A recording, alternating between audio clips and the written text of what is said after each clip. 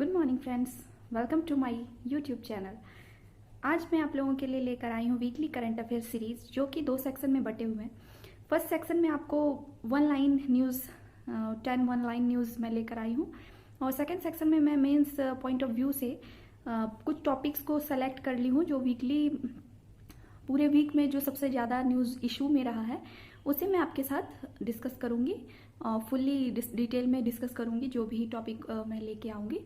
क्योंकि आपको कुछ ना कुछ नया देखने को मिलेगा और सीखने को मिलेगा, और वीडियो के एंड में मैं कुछ आपको टिप्स, बेसिक टिप्स भी दूंगी कि किस तरह से इसे आप नोट डाउन करें, और नोट्स मेकिंग में आपको ये हेल्प करेगा।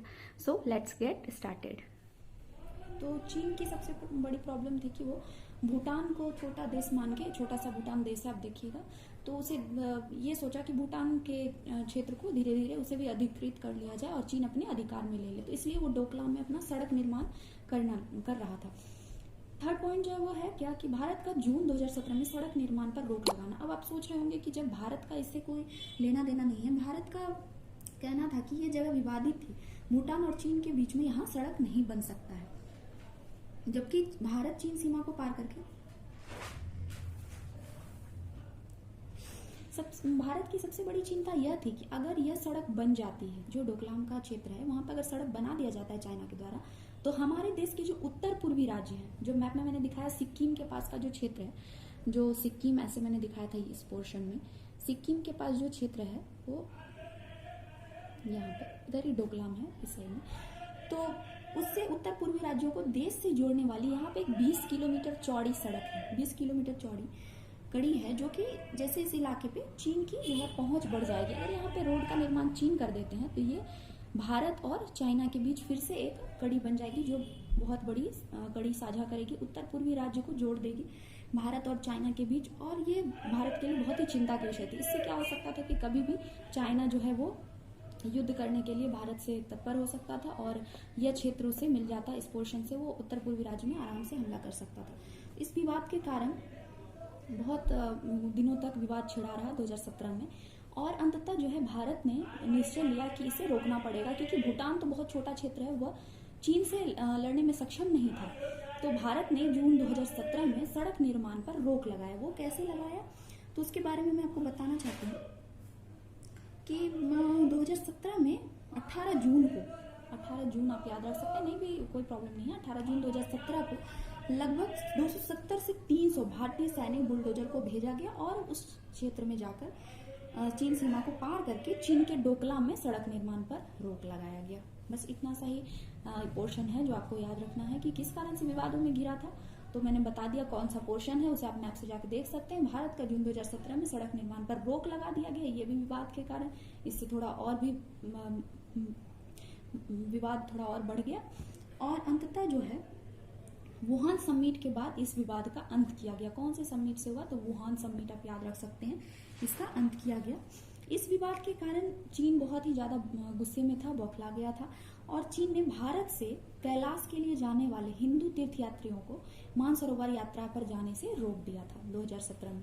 ये था मेन पॉइंट्स। और बाद में लेकिन ऐसा नहीं है कि रोक पूरी तरह से लगा दी गई, क्योंकि आपको मैंने बताया कि चीन के साथ भारत की मित्रता भी थी और शत्रुता भी, इसे पूरी तरह से आप बता नहीं सकते हैं। तो फिर बाद में चीन ने हिमाचल प्रदेश के रास्ते से 56 हिंदू तीर्थयात्रियों को मानसरोवर यात्रा के लिए आगे जाने की अनुमति दे दी।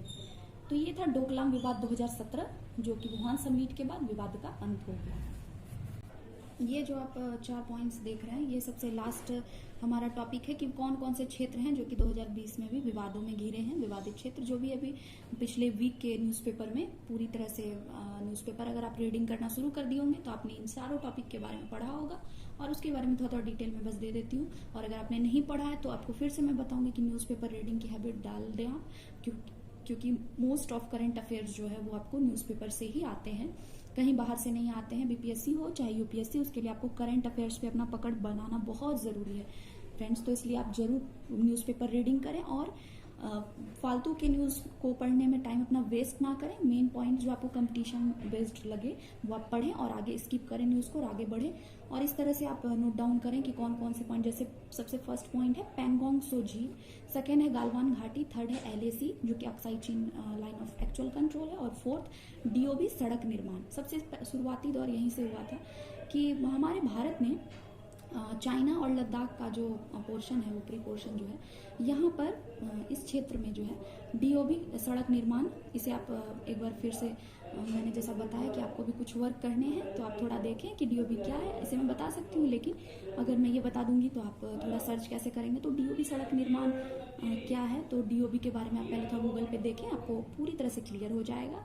और मैं आगे बताती हूँ कि ये सड़क निर्माण जो है, भारत ने देखा कि अक्साई चीन का जो क्षेत्र मैंने दिखाया था इस मैप में, ये हमारा इंडिया का है और इधर चाइना का हो गया। तो ये जो पोर्शन अक्साई चीन का है, चाइना हर एक वर्ष जो है, कुछ वर्ष के बाद, कुछ पश्चात धीरे धीरे इस क्षेत्र के बाहर आकर, इस क्षेत्र में आकर अपने गश्ती को, क्योंकि ये पूरी तरह से पहाड़ी क्षेत्र है फ्रेंड्स, ये जो आपको लग रहा है सिंपल, जब आप मैप में देखेंगे या इसके बारे में पूरी तरह से सर्च करेंगे तो आपको पता चलेगा ये हिमालय का पूरा क्षेत्र है, जहाँ पे बहुत ही ऊंची चौड़ी चौड़ी घाटियाँ हैं, पहाड़ हैं, जो एक दूसरे के क्षेत्र को देखने में भी सक्षम नहीं है। फिर भी यहाँ पे सेना तैनात रहते हैं हमारे एलएसी पे, लाइन ऑफ एक्चुअल कंट्रोल पे, चीन के भी और भारत के भी। तो ये जो पोर्शन है, यहाँ पर लद्दाख में धीरे धीरे चीनी सेना ने यहाँ पे पहाड़ियों का फायदा उठाकर अपनी गश्ती को बढ़ाना शुरू कर दिया। ये इस तरफ आकर और इस क्षेत्र के इस साइड भी अपने सड़क का निर्माण और बहुत सारे उद्योगों का निर्माण किया है वर्तमान समय में। इन सबको अनदेखी करते हुए फिर भी अभी तक किसी तरह का विवाद भारत के द्वारा नहीं हुआ है। लेकिन जब भारत ने अपने क्षेत्र की सीमा के बचाव के लिए डीओबी सड़क निर्माण का पहल शुरू किया, तो चाइना ने तुरंत ही इसके बारे में विवाद छेड़ दिया कि ये डीओबी सड़क निर्माण नहीं होना चाहिए, जबकि ये काराकोरम क्षेत्र को पास को जोड़ता है हमारे भारत से।